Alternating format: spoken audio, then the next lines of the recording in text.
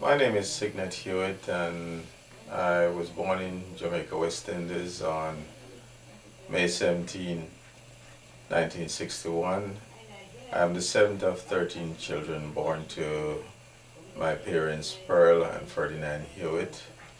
Uh, I'm from a very humble beginning, poor socioeconomic status, but I was fortunate to be born into a family where my parents believed in education and thought that was the only way we could move ourselves up the economic ladder.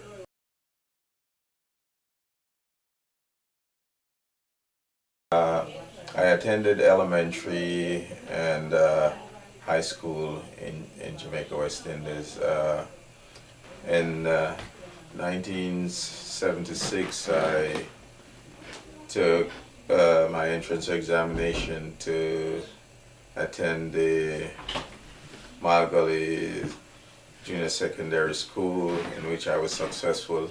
I spent 2 years at the Malgully Junior Secondary School, and I took my high school entrance. I was interested in agriculture because my father was a farmer, my mother was a seamstress, and I was very much interested in agriculture, so I took the entrance examination that would allow me to attend the Nakalva Agricultural High School in Western Jamaica, which is about 17 miles east of the capital, Montego Bay of St. James. I was accepted to this institution, and I started my first year at Nakalva in September of 1978.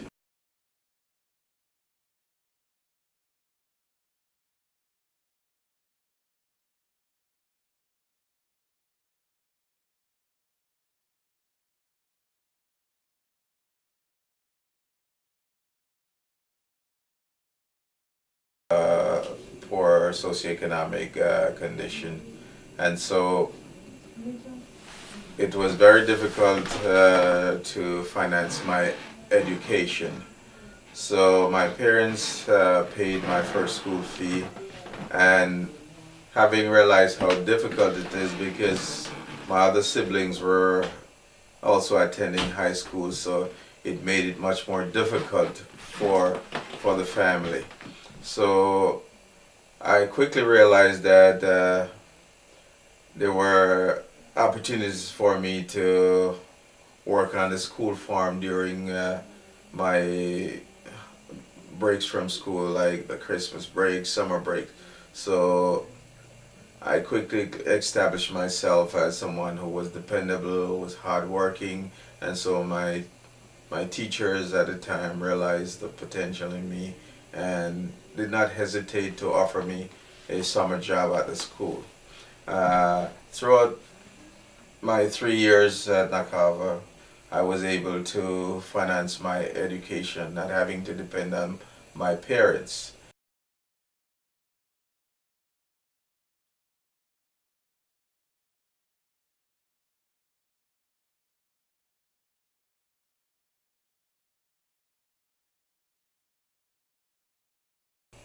Was also reminded by my mother that I was too poor to afford the luxury that was called failure.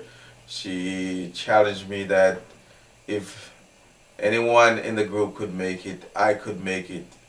It just means that I may have to work even harder than that person, 2 or 3 times harder. But most important thing was for me to achieve my goals in a very honest way and in my own timing. So there were very challenging times in high school where things seemed very impossible for me, but I always remember those encouraging words from my mother, and I always use it as a way of comforting myself that I could really make it just like my peers. So I was successful in completing my 3 years at Nakaba, and throughout the years they were very successful years for me, very rewarding years for me. I was a leader of my class in Jamaica. This term is called a prefect, and so I was responsible for enforcing discipline among my peers within class and outside of class time. Nakava was a boarding institution, so at the time I started to go to Nakava, at the time the school was an all boys school, but as time progressed and eventually in the third year or my final year in at Nakava, the school became a co-ed. I also became the head boy of the school and throughout the year, and also was the valedictorian of my class. Uh, I took my final exams and I was successful, and I was, because of my focus in agriculture, my interest in agriculture, I wanted to attend the Jamaica School of Agriculture, which is the tertiary institution that prepares people for a career in agriculture in Jamaica, West Indies. So I proceeded upon graduation to take this examination, and I took this examination to attend the Jamaica School of Agriculture, and I was successful. And very excited to attend this great institution. I had a lot of friends that was going to attend this institution, so it was quite exciting for me at the moment. But unfortunately, my hopes was dashed for a little bit because the school was abruptly closed by the government, and so my future for secondary and tertiary education had to be placed on hold. However, at the end of 19 at the end of 1981, we were advised, all the students that were planning to attend the school and who were accepted, that we were going to be attending what is now the College of Agriculture in Portland, that was the east, which is located in the eastern part of the country.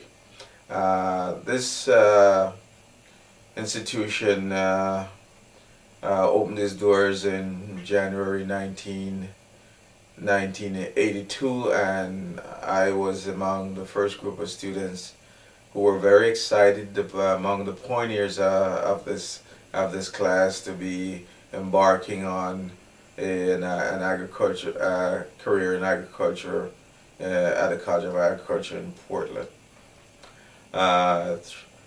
Those were also exciting years, and I had a lot of friends, so we supported each other educationally and otherwise through going there.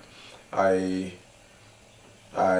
successfully completed my course of study in 1985 and graduated from the College of Agriculture in 1985. Upon graduation from the College of Agriculture, I found myself in a very fortunate position, that my alma mater, Nakaba Agricultural High School, wanted me to join the staff. And also Elam Agricultural High School also was interested in employing me as a part of their staff to be the manager of their school farm, which is a 216-acre farm, which specializes in various types of agriculture, such as freshwater fishing, dairy farming, poultry, pig rearing, beef cattle, sugar cane, rice production. Having looked and took interviews at both institutions, I finally made my decision that I would accept employment at Elam Agricultural School. Upon joining the staff at Elam Agricultural School, as farm manager, I quickly realized that there was no accounting system for the farm, and no one was able to determine whether or not this farm was being economically viable and was able to be operated on showing any sort of profitability. So the challenge at the time was to establish an accounting system for the farm, and this I was able to do, and to demonstrate to the board of directors that this farm was able to be viable, financially viable, and could stand on its own. And it was very challenging times for me at this institution because uh, the job was almost 24/7, 7 days a week. So I really had no time for myself. After spending a year at this institution, uh, I felt that it was time for me to transition to another sector of the another aspect of agriculture, another sector of the agriculture division in Jamaica.